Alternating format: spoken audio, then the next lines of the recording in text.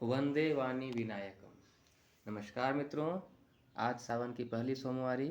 आप सभी को बहुत बहुत शुभकामनाएं। मेकर ऑफ मॉडर्न टीचर पर आपका स्वागत है। आज हम झारखंड डीएलएड के पेपर 7 में संस्कृत विषय के अंतर्गत पूछे जाने वाले एक महत्वपूर्ण टॉपिक शब्द रूप को याद करने की एक श्रृंखला को शुरू कर रहे हैं। मुझे पता है कि विद्यालय में शब्द रूप को याद करने में आपको कितनी कठिनाई हुई होगी, और अब यह शब्द रूप प्रति वर्ष आपको डीएलएड की परीक्षा में पूछा ही जाता है। साथ ही साथ यदि आप टीजीटी, संस्कृत पीजीटी की तैयारी करते हैं या टेट की तैयारी करते हैं तो उसमें भी शब्द रूप आपको देखने को मिलता है। तो आज हम सबसे पहले अकारांत पुल्लिंग शब्द रूप को याद करने की ट्रिक के माध्यम से उसको याद करना सीखेंगे, ताकि आप एक वीडियो में ही सारे अकारांत पुल्लिंग शब्दों का शब्द रूप याद कर पाएंगे। तो ज़्यादा देर न करते हुए मैं शुरू कर रहा हूँ अकारांत पुल्लिंग शब्दों का ज़बरदस्त ट्रिक। अकारांत पुल्लिंग शब्द कैसे होते हैं? जैसे बालक, ठीक, शिक्षक, बालक, शिक्षक, समझ गए, सूर्य। ये सारे शब्द रूप आप आसानी से सीख सकेंगे। कैसे? मात्र एक ज़बरदस्त ट्रिक। एक स्टोरी है, सुनिए। एक दो भाई थे, तो उनका नाम था, एक का नाम था विसर्ग और दूसरा का नाम था मेनआयात। तो होता क्या है, दोनों झगड़ रहे थे। तो उनकी माँ ने उन्हें बताया, विसर्ग मेनआयात सीए से सीख ले। क्या सीख ले? कि उन लोग को पुल्लिंग का शब्द रूप बनाना नहीं आ रहा था। तो विसर्ग मेन आयात सीए से सीख ले, 2 अ 3 आभ्याम 2 योह लगेंगे। क्या क्या लगेंगे? 2 अ 3 आभ्याम 2 योह लगेंगे, यानी लगाने हैं। आह, आन, एह और 2 एभ्य लगेंगे। आह, आन, एह और 2 एभ्य लगेंगे। तो अब जो है विसर्ग और मेन आयात पूछते हैं, आनामेसु कहाँ है? ये आनामेसु उनके दोस्त थे। तो आनामेसु कहाँ है? आपको बस इसको एक कहानी के माध्यम से याद रखना है। ऐसे याद करिए, विसर्ग मेन आयात सीए से सीख ले। किससे सीख ले? विसर्ग मेन आयात सीए से सीख ले, 2 अ 3 आभ्याम 2 योह लगाने हैं। तो फिर मेन आयात का जवाब आता है, आह, आन, ए और 2 एभ्य लगेंगे।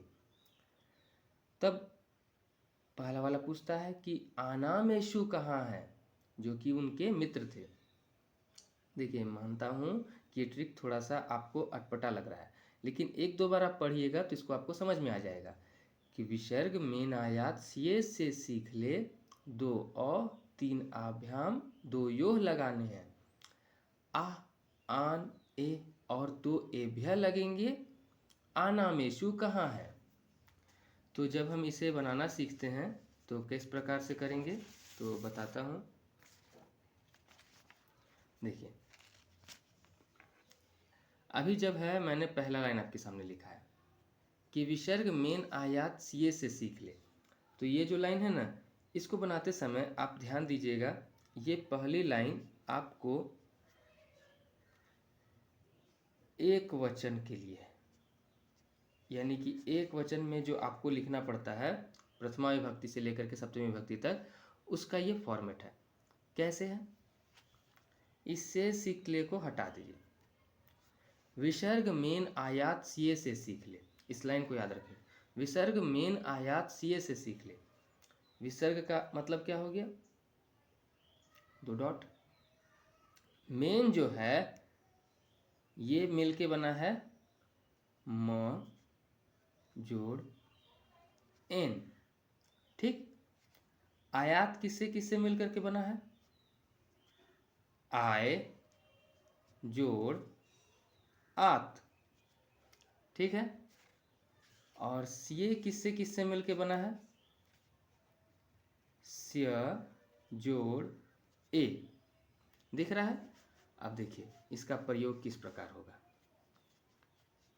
यहां मैंने लिख दिया एक वचन द्विवचन बहुवचन, ठीक है। प्रथमा विभक्ति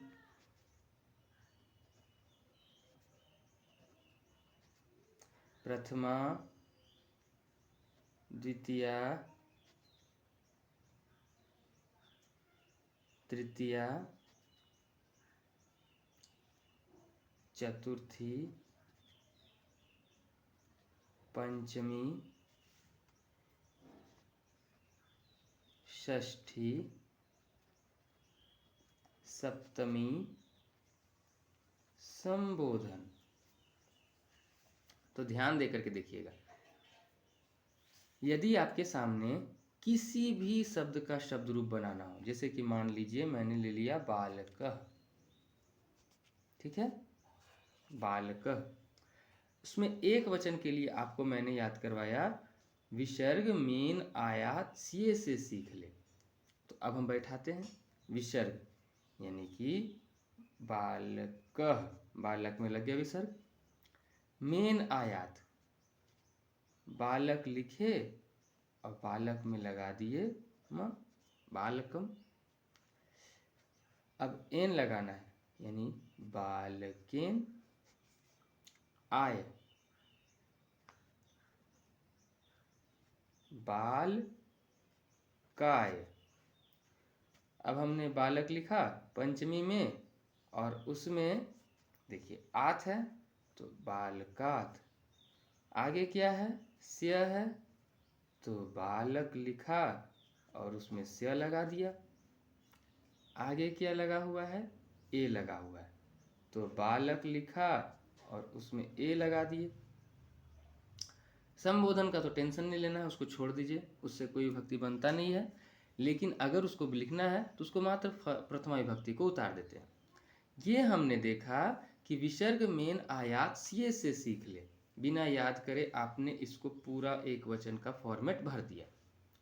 अब इसके आगे यदि हम बात करें कि इसके द्विवचन का क्या रूप है, तो देखिए क्या पढ़ा है हमने, ये जो दूसरी लाइन है ना, दो अ तीन आभ्याम दो यो लगाने हैं, क्या क्या, दो अ तीन आभ्याम दो यो लगाने हैं। तो दो अ शुरू करते हैं, बालक में अ, फिर बालक में अ, दो अ तीन आभ्याम, यानी कि बालक में आभ्याम, बालकाभ्याम, फिर बालक में आभ्याम, बालकाभ्याम, फिर बालक में आभ्याम, बालकाभ्याम, और दो योह लगाने हैं, यानी कि बालकयोह। फिर लिखेंगे बालकयोह, दो अ तीन आभ्याम दो योह लगाने हैं। और अंतिम पंक्ति क्या है कि आह आन ए और दो एभ्य लगेंगे, क्या कहें, आह आन ए और दो एभ्य लगेंगे। तो बालका आन, बालकान ए, बालके, आह आन ए और दो एभ्य लगेंगे। तो बालकेभ्य, क्या हो गया, बालकेभ्य। फिर क्या हो गया, बालकेभ्य। इसके बाद क्या है, उसने पूछा आनामेसु कहाँ है, तो आनामेसु को डाल दीजिए, बाल का नाम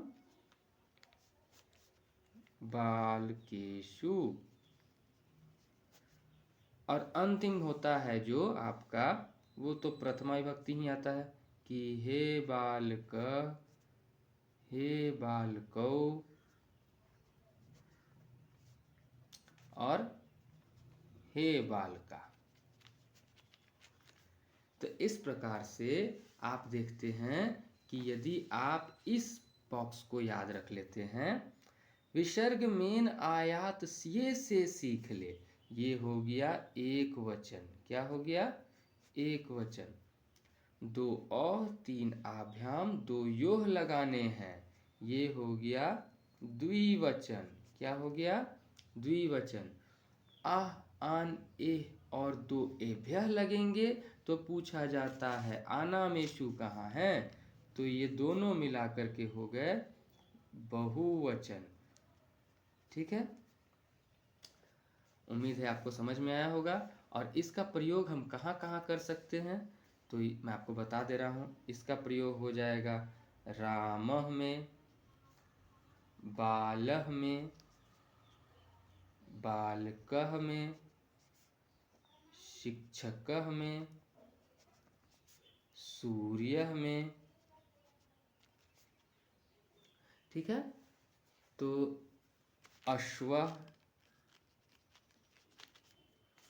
गजः, अजः, तो इन सब में हम इसका प्रयोग कर सकते हैं। तो इस प्रकार आज आपने देखा अकारांत पुल्लिंग शब्द के शब्द रूप बनाने की जबरदस्त ट्रिक को। अगले वीडियो में हम आपके सामने आकारांत स्त्रीलिंग के शब्द रूप बनाने की ट्रिक के साथ उपस्थित होंगे। तब तक आप अपनी तैयारी इसी प्रकार करते रहिए। आप सबको बहुत बहुत शुभकामनाएं।